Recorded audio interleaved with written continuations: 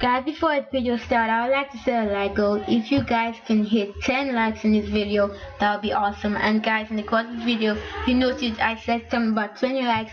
The first person to find that, put in the comment section, will be getting a shout out from me in the future.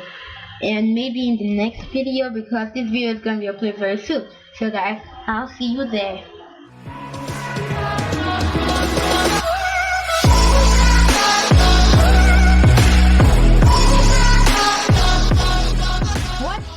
Actually Scording here, and today guys we are actually going to continue from where we left off.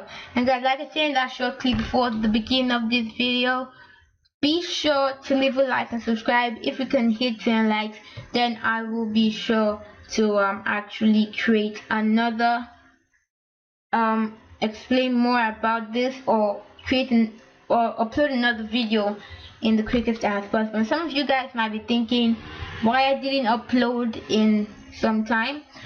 Basically because I was actually taking some online courses for AI, or some people also know it as artificial intelligence. I was taking both classes for ANI and AGI, but we're not here to discuss that. But if you guys actually, the site I was actually using was Coursera. Guys, I'm not sponsored, but I would love to be.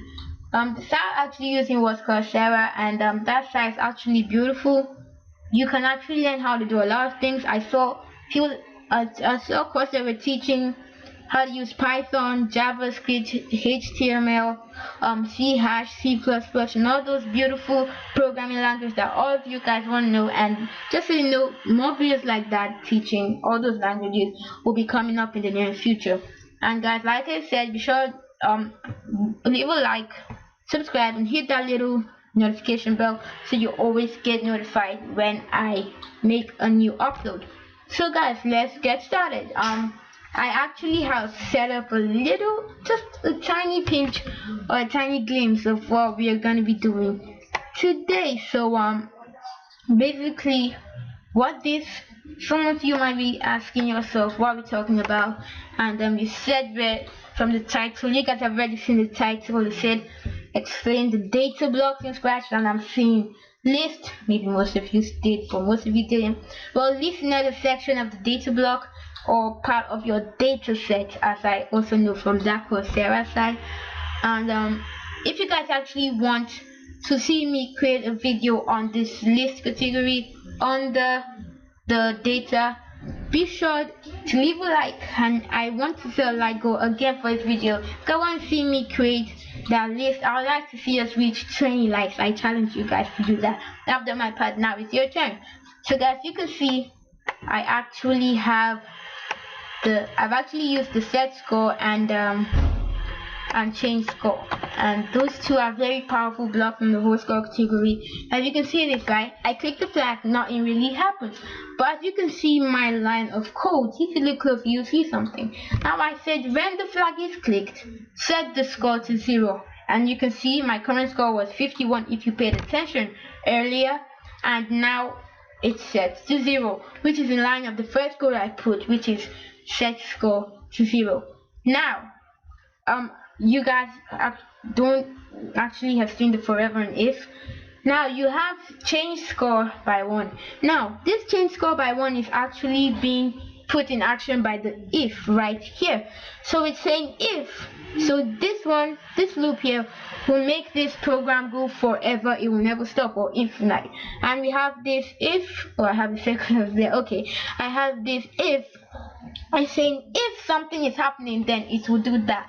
And in this scenario, it's saying if touching mouse pointer, which is from my sensing category, then it will change the score by 1. And also, to make it still more intriguing, move 100 steps. Now this actually really short line of code. It doesn't really do anything that specific, but this is just to show you guys how this actually works. So now you can see here my score is 0. As soon as my mouse pointer comes in contact, any form of contact with this Scratch pad, it moves and my score changes.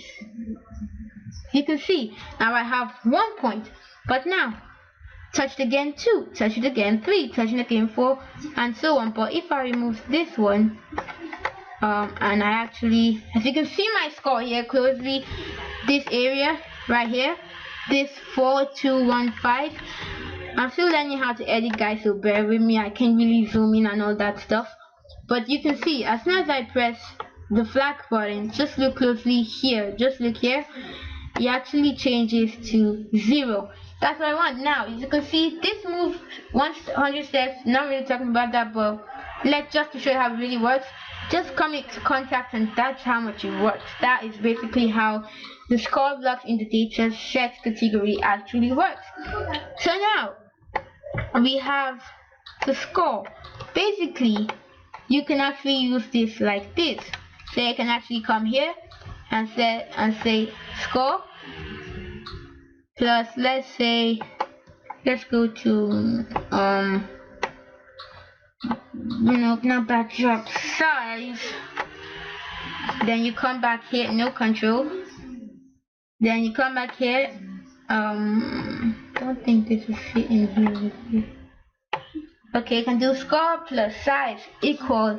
Then you can actually put something like here, like 100, something like that.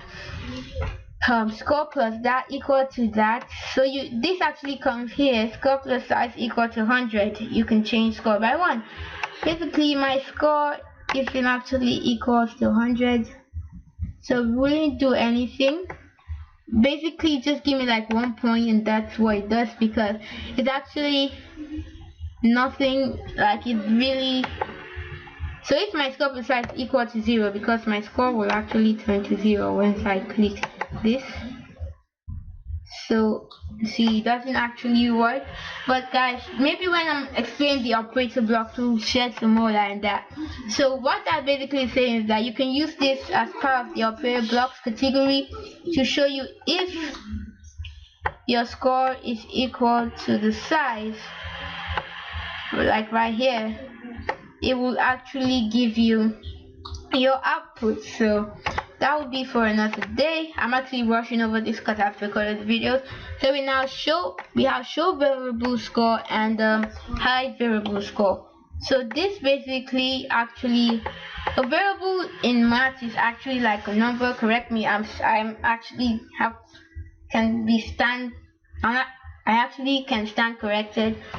But for me, I think a variable in math actually means like a number. So, or maybe in programming, a variable is actually like an object or an algorithm.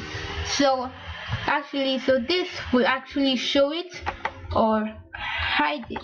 Like I say, guys, I know what this thing. I've studied Scratch for some time now. I'm almost getting to 13.